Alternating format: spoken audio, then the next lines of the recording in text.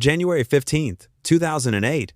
Tom Cruise's eyes burn with an almost terrifying religious fervor as he looks directly into the camera and declares, "Scientologists are the only ones who can save humanity." 9 million people watched that leaked video on YouTube in the first 4 hours, and then it vanishes. The Church of Scientology, embarrassed and furious, issues immediate legal threats, forcing YouTube to comply.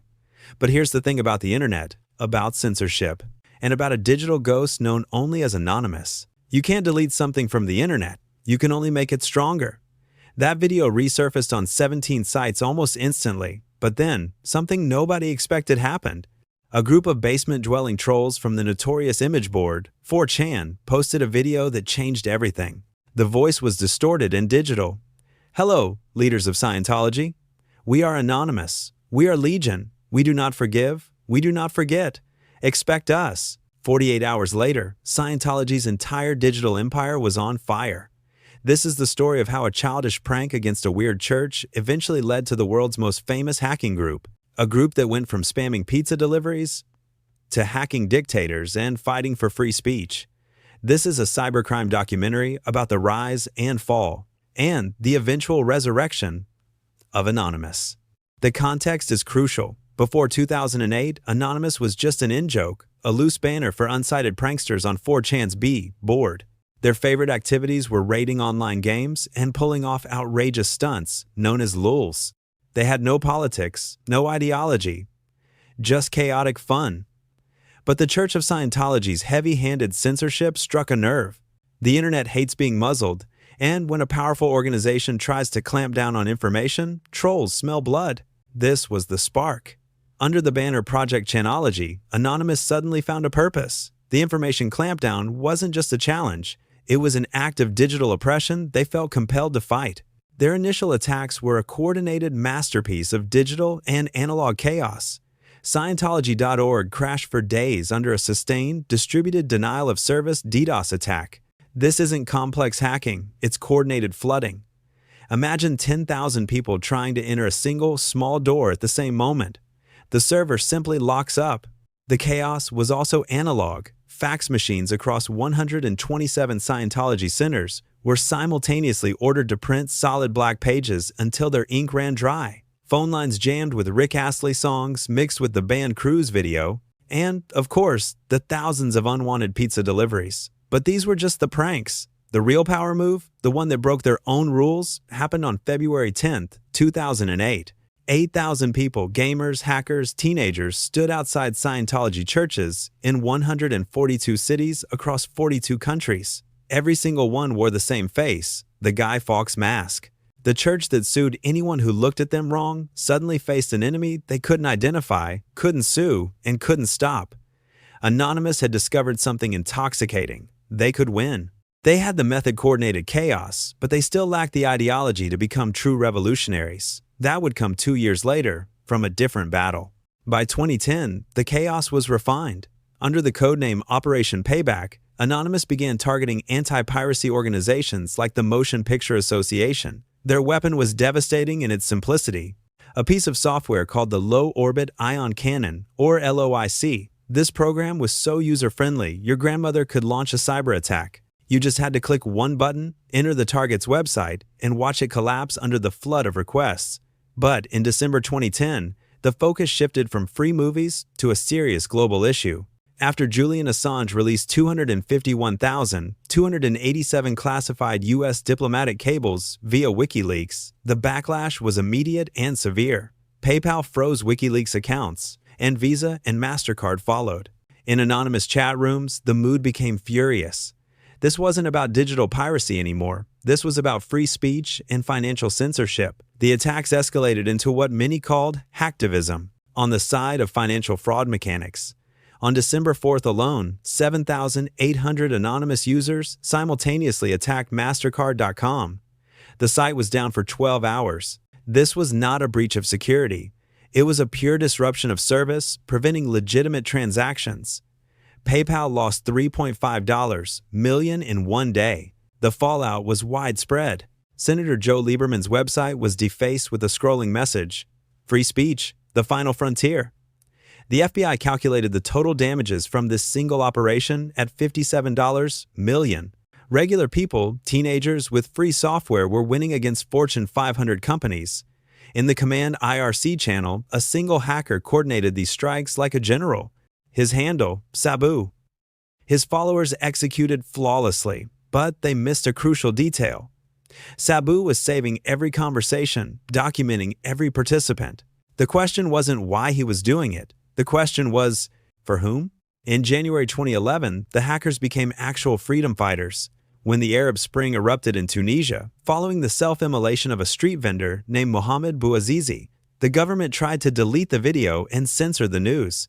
Anonymous operatives in basements from Madrid to Tokyo sprung into action. They didn't speak Arabic, but they understood oppression. They saw a digital wall that needed tearing down.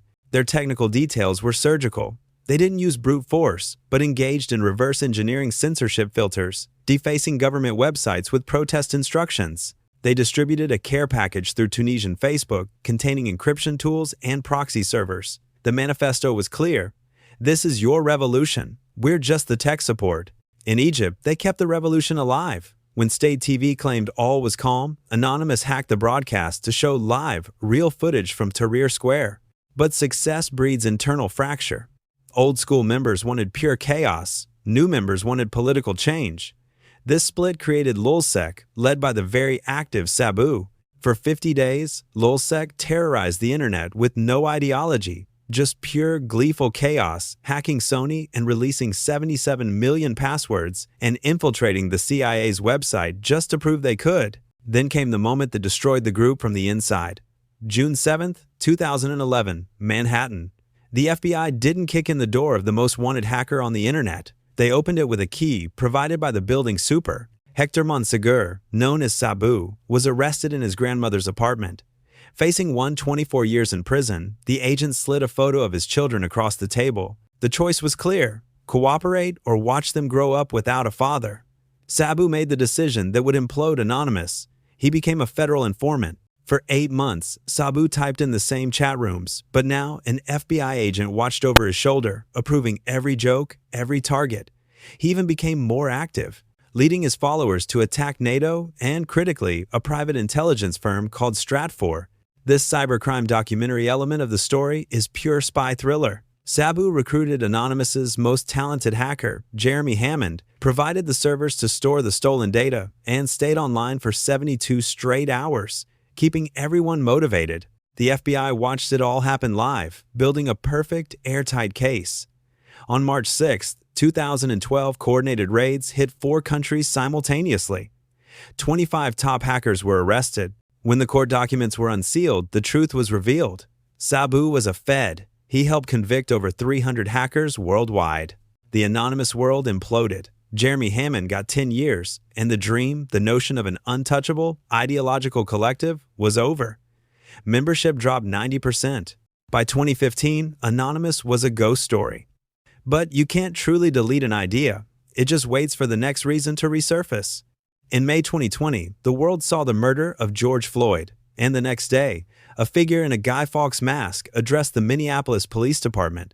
Gen Z had discovered the idea of Anonymous, not the old hackers, but the aesthetic, the power, the permission. Suddenly, police websites crashed. The real damage was the release of Blue Leaks, 269 gigabytes of police data from 200 departments, emails, source codes, private reports. It was chaos, but organized.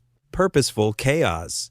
Then, on February 24, 2022, Russia invaded Ukraine. Within 17 minutes, a Twitter account with the anonymous logo declared war on Vladimir Putin. Old hackers laughed until Russian government websites started falling like dominoes, 800 by day's end.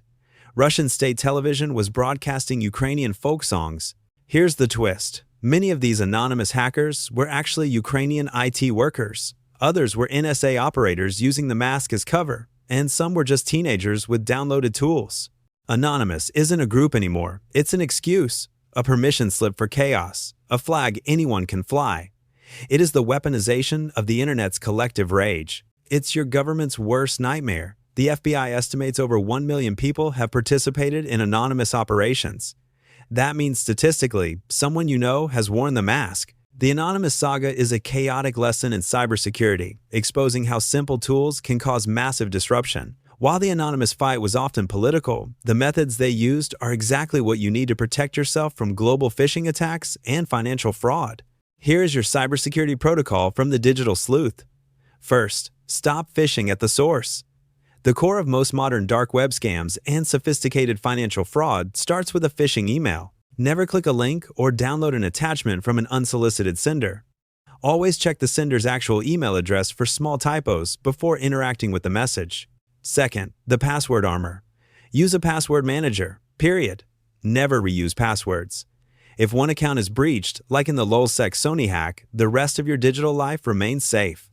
Third, two-factor authentication, or 2FA. This is the single most important action you can take. Even if a hacker steals your password, they can't log in without the code sent to your phone. It defeats 99.9% of automated attacks. Fourth, keep your digital house clean. Update your operating system and apps immediately. These updates contain critical security patches that close the vulnerabilities hackers like Anonymous or worse, state-sponsored actors rely on. Anonymous proved that a small group with a simple idea can disrupt the most powerful organizations on Earth. Their story reminds us that the digital world is a constant battlefield, and your vigilance is the only thing protecting you from the chaos. If you want to keep watching the untold stories of tech, true crime, and the digital battleground, hit that like button and subscribe. I'm the Digital Sleuth. Stay safe out there.